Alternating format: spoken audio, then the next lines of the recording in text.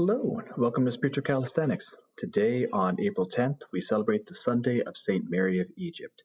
The memory of this saint is celebrated on April 1st, and of course, we spoke a little bit at length about her life, where her life is recorded. Since the end of the Holy 40 Days is drawing nigh, it has been appointed for this day also, so that if we think it is hard to practice a little abstinence for 40 days, we might be roused by the heroism of her who fasted in the wilderness for 47 years, and also that the great loving kindness of God and his readiness to receive the repentant might be demonstrated in very deed.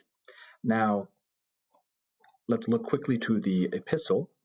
Brethren, when Christ appeared as a high priest on the good things that have come, then through the not the greater, more perfect tent, not made with hands, that is not of this creation, he entered once for all of the holy place, taking not the blood of goats and calves, but his own blood, thus securing an eternal redemption. This is, of course, speaking about entering into the Holy of Holies that the high priest would do. Christ is doing this not with another sacrifice, but his own blood. For if the sprinkling of the defiled person with the blood of goats and bulls, with the ashes of a heifer sanctifies for the purification of the flesh, how much more shall the blood of Christ, who through the eternal Spirit offered himself without blemish to God, purify your conscience from dead works to serve the living God?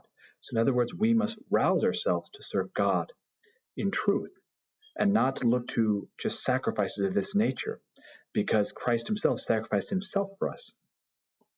Now, let's get into the heart of the gospel. At that time, Jesus took his 12 disciples, and he began to tell them what was to happen to him, saying, Behold, we are going up to Jerusalem, and the Son of Man will be delivered to the chief priests and the scribes, and they will condemn him to death, and deliver him to the Gentiles, and they will mock him, and spit upon him, and scourge him, and kill him, and after 3 days he will rise. So Jesus Christ has just told to his disciples the horrible things that are going to happen to him. You would think, after this, that his disciples would try to encourage him and say, Master, we're here for you. Oh my goodness, this sounds very hard. What should we do? And instead of this is what happens. And James and John, the sons of Zebedee, came forward to him and said to him, Teacher, we want you to do for us whatever we ask of you. And another rendition of this says that their mother asked them to do this. And he said to them, What do you want me to do for you? And then he said to them, and they said to him, Grant us to sit one at your right hand and one at your left in your glory. In other words, they're looking to what's going to happen in the end. And this seems rather selfish. But Jesus said to them, You do not know what you are asking. Are you able to drink the cup that I drink, or to be baptized with the baptism that I am baptized? In other words, are you ready to die? Are you ready to be killed in the way that I am going to be killed? And they said to him, We are able. And Jesus said to them, The cup that I drink, you will drink, and the baptism with which I am baptized, you will be baptized. But to sit at my right hand or at my left is not mine to grant, but is for those for whom it has been prepared. Now, if we look to the royal gates of the church, we see the icon of Christ off to the right. Next to Jesus Christ is John the Baptist, which is, as Jesus is facing, it's on his left. And on Jesus' right is the Virgin Mary.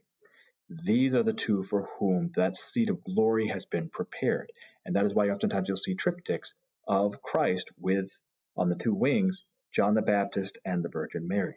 These are the two that has been prepared to sit at his right and left hand in the glory. And when the 10 heard it, they began to be indignant of James and John. And Jesus called to them and said to them, You know that those who are supposed to rule over the Gentiles lord it over them, and their great men exercise authority over them. But it shall not be so among you. But whoever would be great among you must be your servant, and whoever be first among you must be slave of all. For the Son of Man also came not to be served, but to serve, and to give his life as a ransom for many. So in other words, the disciples were upset with James and John, not just because of what they asked, but more along the lines of, I wish I had thought of that first. And they started to argue with themselves. And Jesus put them in their place, saying, who would be greatest has to be least of all. And so we have this idea of who's the greatest, who's the best. And this is why St. Mary of Egypt is also placed here, because this is a very important story, because her story comes to us through the priest who gave her communion, St. Zosimas.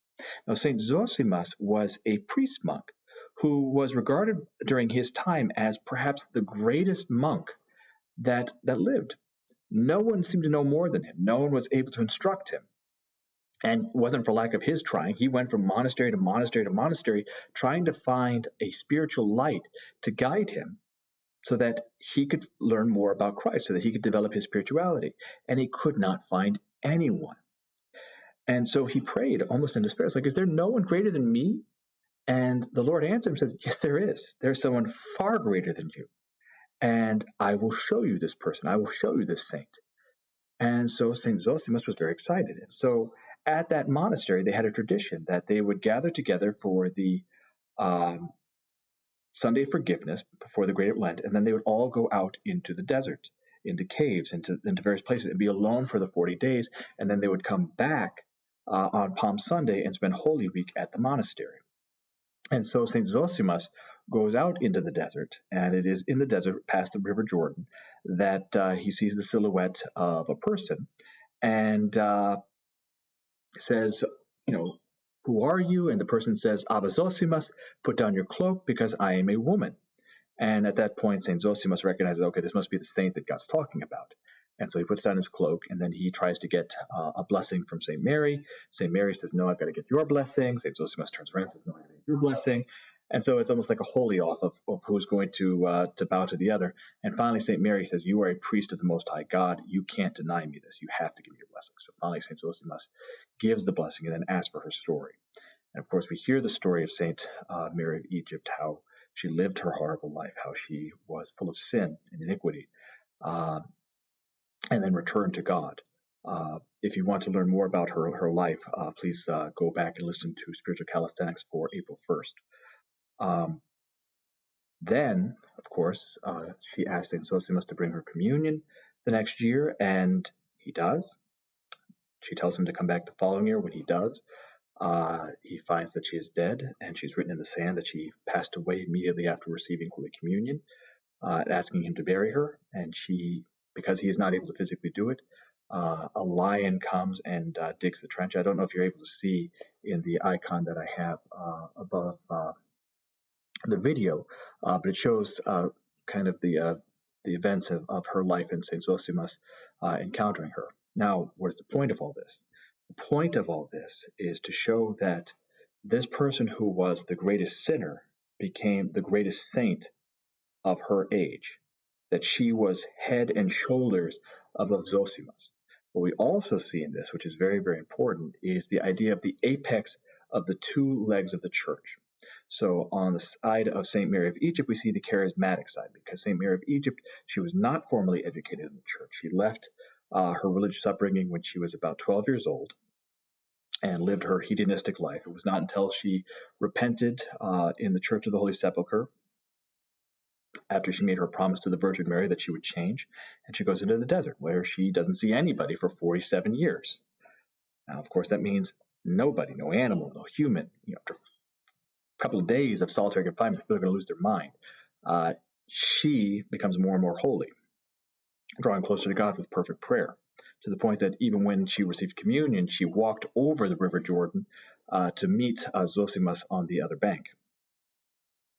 So she represents the charismatic Orthodox Church, whereas St. Zosimus represents the traditional Orthodox Church with formal learning, education, very fine-tuned spirituality through training.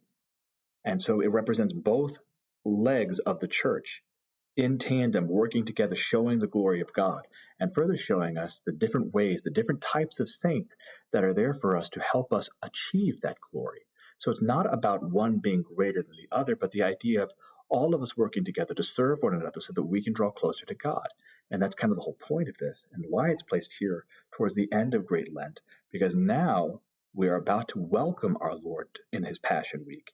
And so we too are going to try to humble ourselves so that we might achieve that glory through that humility.